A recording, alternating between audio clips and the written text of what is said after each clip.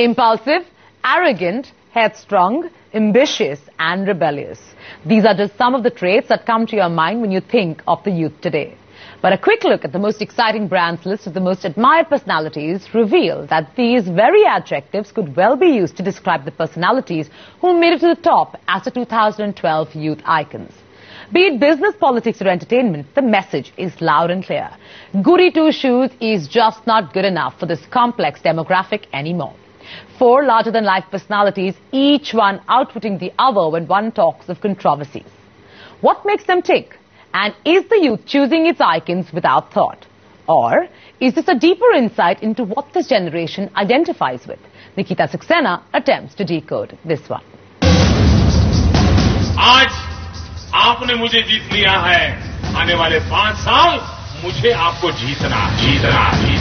A politician who is as infamous for the criticism he received during the Godhra riots in 2002 as he is for his landmark victory in the Gujarat elections in 2012. There is no concession that we have sought from the banks. A business baron whose penchant for good times did little to save his sinking airline. And finally, 2 superstars whose on-screen antics are second only to their off-screen controversies. They're famous, their success stories celebrated, and their personalities larger than life. But are Narendra Modi, Vijay Mallya, Shah Rukh Khan and Salman Khan youth icons? Well, according to a recent study, the Most Exciting Brands Report 2012, the findings definitely seem to point in this direction. This demographic has placed them right on top of the list of their most admired personality. Ignorance, top of the mind recall, more liberal moral standards, or just the pulse of the youth? Is controversy what sells with the generation? Fame for being fickle, quick to judge and hard to please? What it reflects is that this generation in a hurry, which has a limited attention span, it's very difficult to catch their attention, and the people who have controversies around them, people who are dominated the media in a certain way, have been the people whom they have mentioned. When you ask them what is exciting, I think what has been circulating in media, what they've been seeing and watching and what is top of the mind has also played a very important role. Information is taken more casually than ever before today because it's so handy, it's so available. You know, if you look at the 15 to 24 demographic, it's not a demographic that most marketers understand. What happens with celebrities, whether they are politicians or businessmen, their stickiness is based on, the public's perception of their stickiness is based on coverage. Admired equals recognized. Admired equals known. Admired equals somebody I can instantly recollect. So I think that that's where the disconnect is happening, and I'm not able to figure out whether it's got to do with poor performance or different set of values, or whether it's just name recognition which equals admired for some people. The self-crowned king of good times, Vijay Mallya, was everything no other industrialist in India dared to be. Flamboyant. I mean, I don't think you also expect that I'm going to start talking to the banks via you. Unapologetic and famously aggressive. But come 2012 and the maverick tycoon's high-flying dreams suffered a hard crash with the fall of Kingfisher Airlines. Unpaid employees who took to the streets, cancelled flights, decreasing investor confidence, a whopping debt of Rs 7,500 crore, and finally cancellation of KFA's license by the DGCA in October last year. Vijay Mallya's refusal to talk to the media, the absence of a concrete solution, and an impression of being indifferent to this crisis as he made sporadic appearances at social events only led to increased brickbats.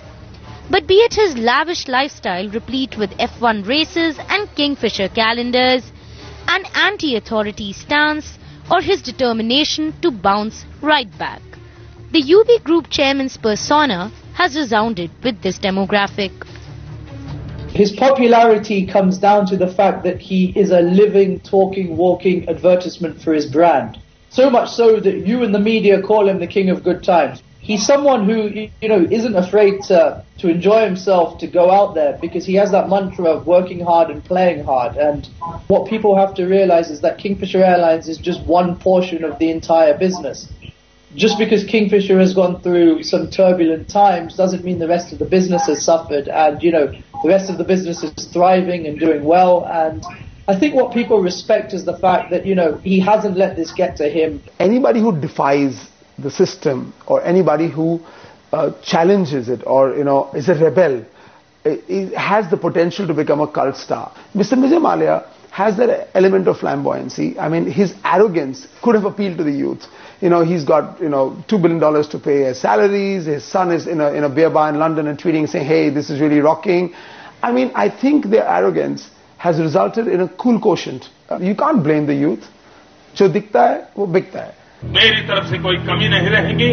मैं फिर एक बार पूरे गुजरात के नागरिकों का हृदय से धन्यवाद करता हूं.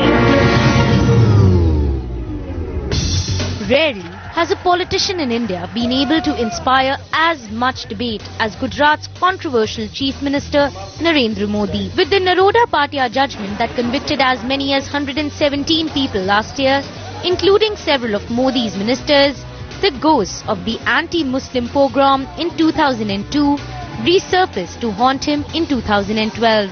हम तो इतना सोचे भी नहीं थे कि हमारा इतना अच्छा जजमेंट आएगा. हमको भरोसा भी नहीं था कि सब कुछ उन्हीं का था. सरकार उनकी, पुलिस उनकी, सब कुछ गुजरात उनकी पूरी. वो गुजरात का राजा था. But if the allegations of divisive politics and criticisms of his hardline stance made him an unlikely candidate as the most admired politician, 2012 was also the year of Modi's spectacular victory in the Gujarat elections. In a political space that is stagnating with inaction, Modi stands out as a politician who is fiercely pro-development, decisive and willing to experiment, be it with his election campaign or economic reforms. Traits that are winning him favor with a disillusioned demographic gravitating towards a leader who displays the unique ability of moving forward. Narendra Modi is known for his profound vision, intellectual power and extraordinary personality across the globe, and youth like him because of his dynamism and the industrialization and the job creation which he has done. People who has got some controversy, and that should not be seen. That is a small part, but the larger part is that what they have done for the country and what Narendra Modi has done for the state. Narendra Modi is just the logical icon for anybody in this country currently, because he looks like a prime ministerial candidate. He's marketed himself brilliantly. His current election campaign was one of the most tech-savvy campaigns. I mean, he comes out as a cool politician. Narendra Modi is not confused brand. He's a very, very articulated brand. I think he's giving results. He's taken a state from power to power. And he's winning elections. So he's success.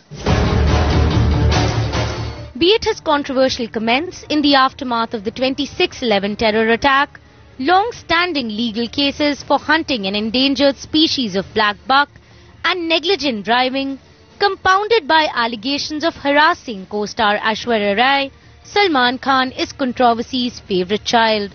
Brand Salman has now resurrected himself with visibly mellowed down behaviour, his association with being human, and a spate of hit movies like Dabangg and Ek Tha Tiger. Just the kind of comeback story that is helping Salman woo his younger audience. All of the negativity around Salman, to be fair, he hasn't had a controversy for at least 3 or 4 years now.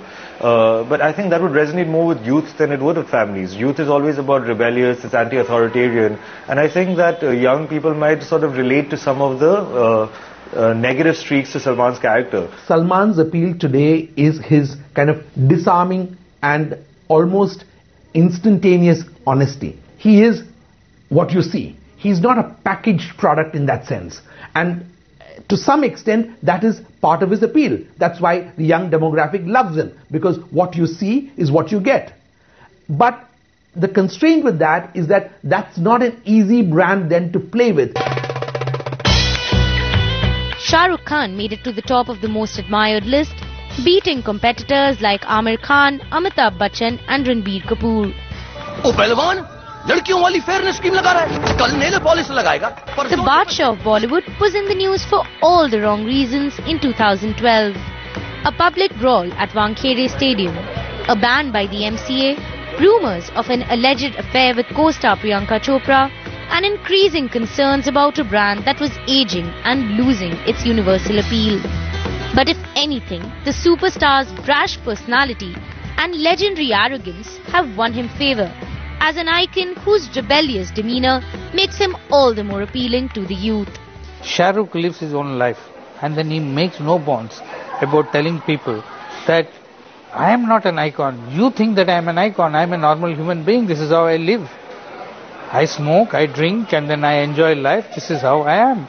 And then people today, the younger generation today, I think the lesson to be learned in this is they take people as they are. He's a lot more popular because of his sense of humor. I mean, I think he can be so disarming, he can be so honest, he can be so charming with a lot of people. I think that's what appeals to a lot of people. And I think Shah Rukh's biggest strength is his sense of humor. He's so sharp, he's so, he's so agile, he's so aware of a lot of things. What cannot be ignored is that the one common thread linking these personalities together is their controversial nature and unpretentious demeanour. A lot of the marketers that we spoke to chose to impose their moral standards to evaluate the choices of the youth. Yet, as a 21-year-old myself, I'd say these marketers try to force-fit their antiquated notions and assume what the youth is thinking instead of really trying to understand their reasoning. And that is precisely where our brand gurus go wrong when trying to reach out to this rather discerning generation.